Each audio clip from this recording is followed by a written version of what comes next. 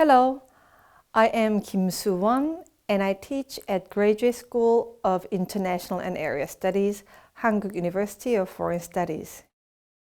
This week, we are going to talk about cities in contributive diplomacy.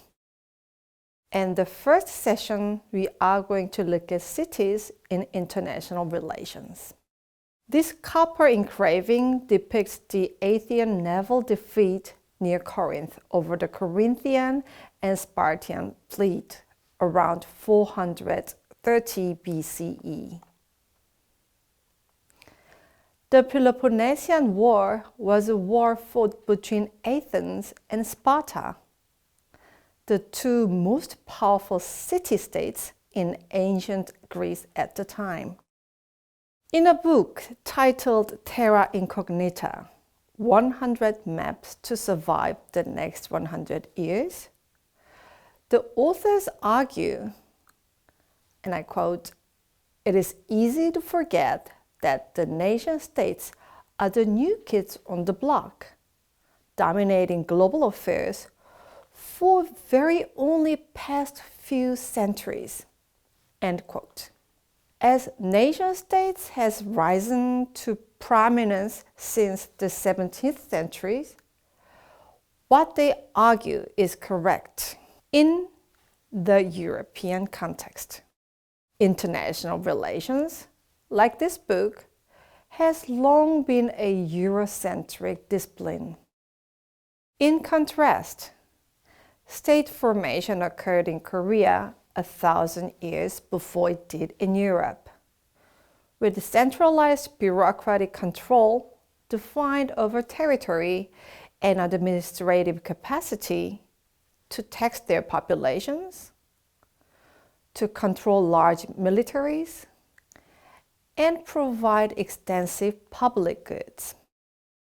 In the Eurocentric international relations, city diplomacy has been considered as a beacon of mature democracy. City diplomacy has been most visible in old and mature democracy in the Western Europe and North America. Their cities have resources to act independently to influence foreign entities, will to act together with other cities in harmony for the greater good, and capacity to produce tangible solutions for their citizens via undertaking institutional reform. On the other hand, the cities in young democracies do not have sufficient resources, political autonomy, or institutional support. While matured democratic countries such as the US demonstrated city activism in defiance of state foreign policy from the 1980s, a new democracy like Korea was still under authoritarianism. And only in 1987 did Korea hold its first direct presidential election. As most newly democratized countries that adopted democracy since the late 20th century, Korea chose inclusive decentralization as a new principle for legal and political reforms, hoping it could become an antidote to previous inwardly exclusive authoritarianism.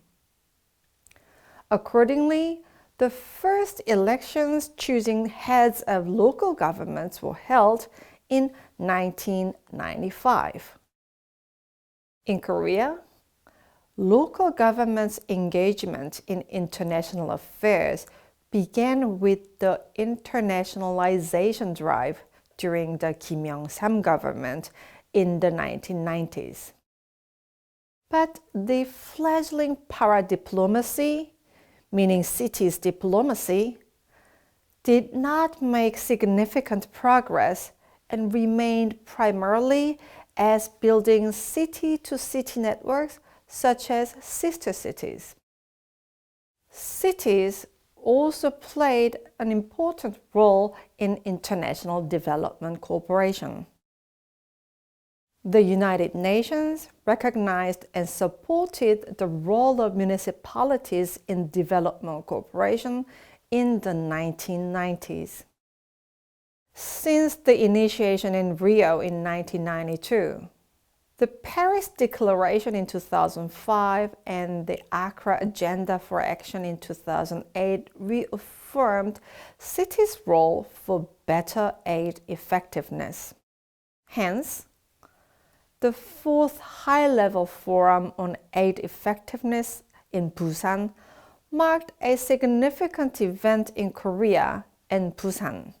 The fourth high-level forum, which championed a vital role of all actors in the development process, offered an opportunity for Korea to exercise global leadership in supporting sub-state actors. With the Busan Forum being a turning point, the Korean government drafted its first legal framework for municipal development cooperation.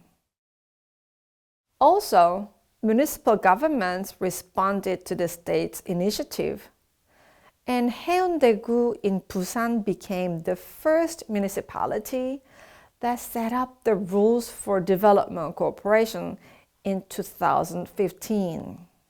At present, 11 municipalities already have institutionalized local regulations exclusively on international development cooperation. Although overall municipal ODA in Korea is still biased to Asia and the volume is not substantive, the volume has been growing. Let me go back to Busan Forum. The fourth Forum on Aid Effectiveness in Busan coincided with the Framework Act on International Development Cooperation. Based on the framework, the Korean government began drafting the Comprehensive Basic Plan, which is a midterm government plans with a span of 5 years to provide the directions of Korea's national ODA practices. The 2021 to 2025 Comprehensive Basic Plan for International Cooperation is the third midterm plan. In pursuit of enhancement of global social value and promotion of national interest through cooperation and solidarity, the current third plan suggests 4 types of goals, which are inclusive, mutual, innovative, and collaborative ODA. And this third plan illustrates 12 main subjects to meet those goals. In this session, we looked at the role of cities in international relations and how Eurocentric it can be when we look at a history of cities and states in Korea. We also had a look at the role of cities in international development cooperation. Thank you.